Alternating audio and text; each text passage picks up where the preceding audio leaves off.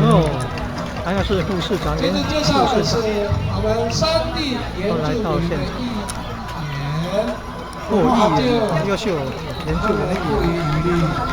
当然是政府举办联合红莲祭活动，春季日多属在安检，秋季各属的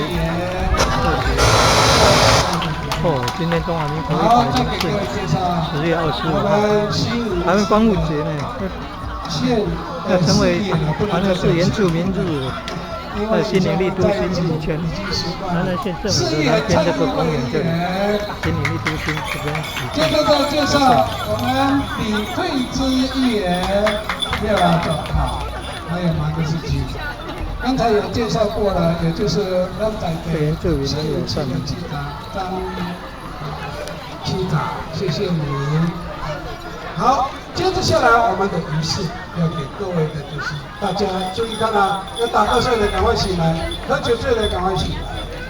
我们现在要请市长给我们原住民，为什么要特地安排这个仪式呢？